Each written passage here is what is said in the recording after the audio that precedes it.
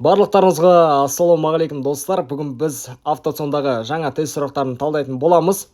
Бұл біздің 108-ші видеомыз Tesla бойынша. Осыналында 107 видеоны YouTube арнаға салып қойдық. Егер де көрмегендеріңіз болса, міндетті түрде қарап шығыңыздар. Және де достар, видео басталмас бұрын айта кетейін. Алдыңғы видеода айтқан болатын, біздің жабық телеграм каналымыз ашылады деп. Сол канал бізде ашылды достар, жабық телеграм канал.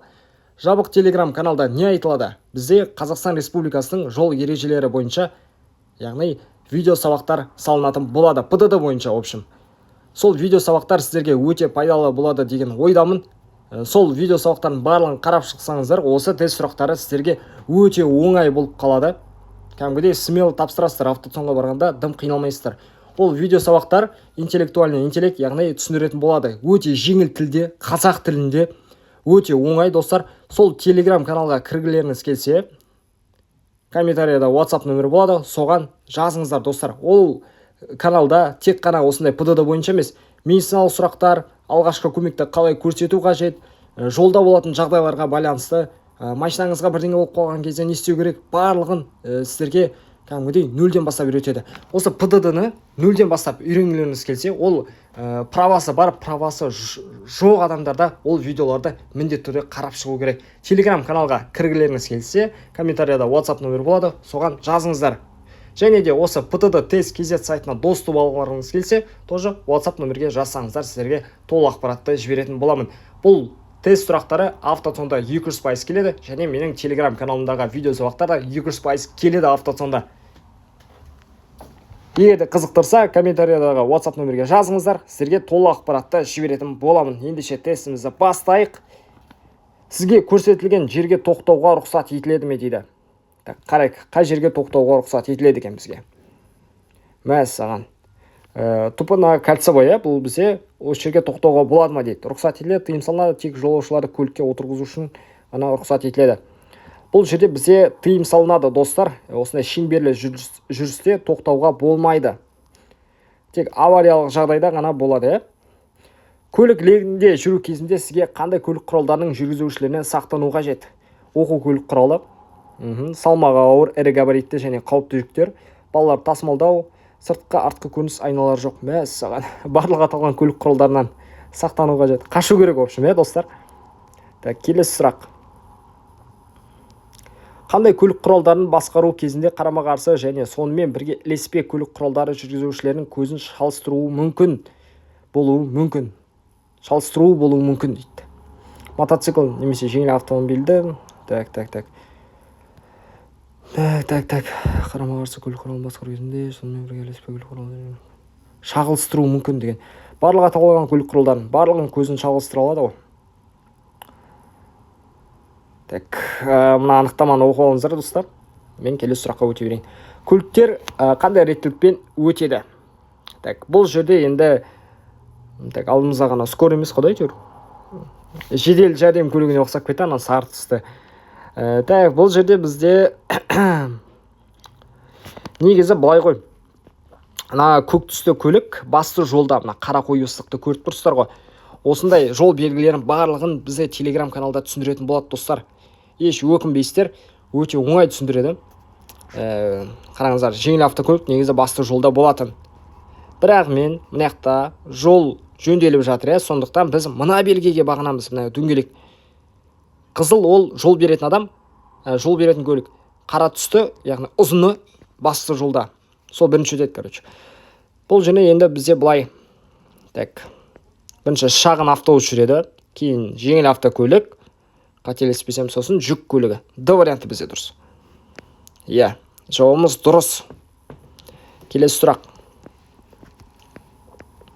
5. Солға бұрылардағы сіздің әрекетіңіз.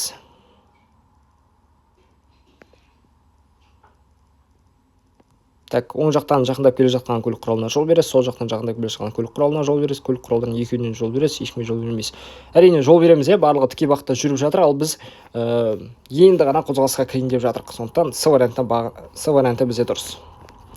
Жауап дұрыс. 12 жасқа дейінгі балаларды тасымалдау тыйым салынады.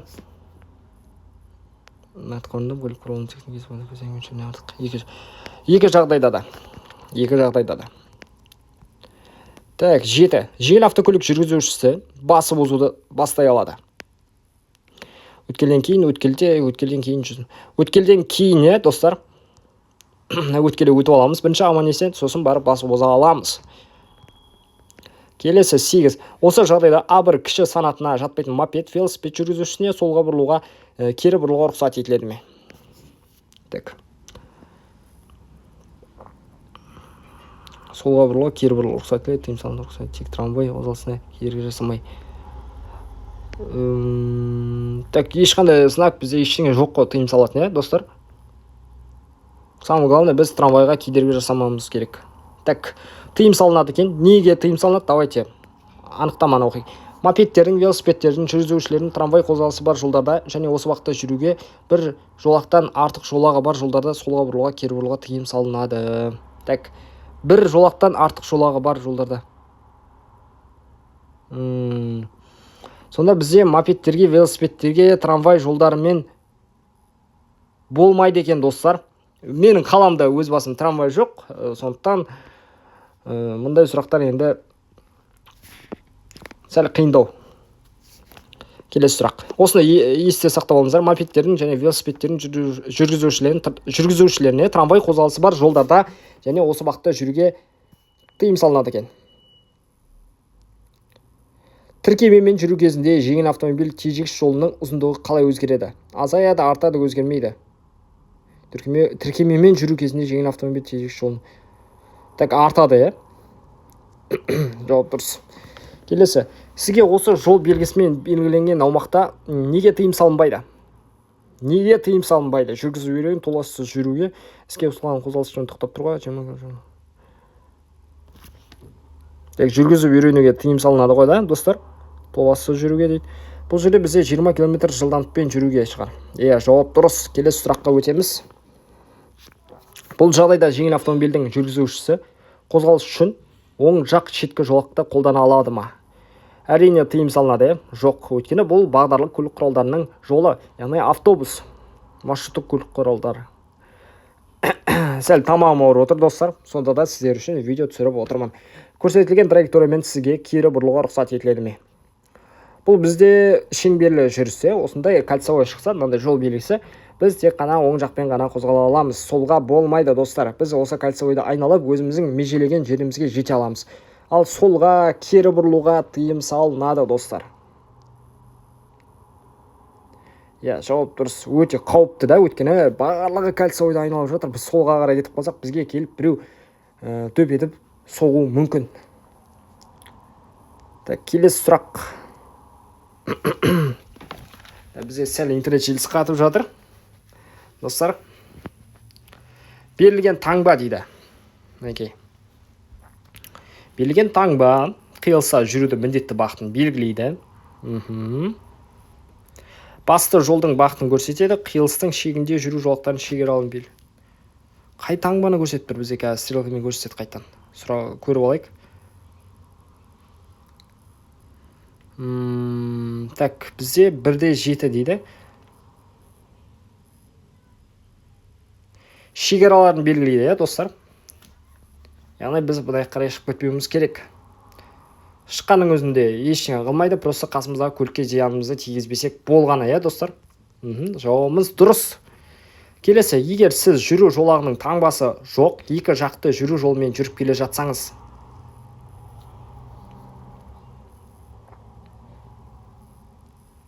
так, В варианты бізде дұрыс. Жүріс бөлігінің ең ескеріп отырып, өз жолыңызды таңдаңыз. Жауабымыз дұрыс. Келесі сұрақ. Так, көлік құралдарын басқаруға алғашқы үйрету жүргізіледі.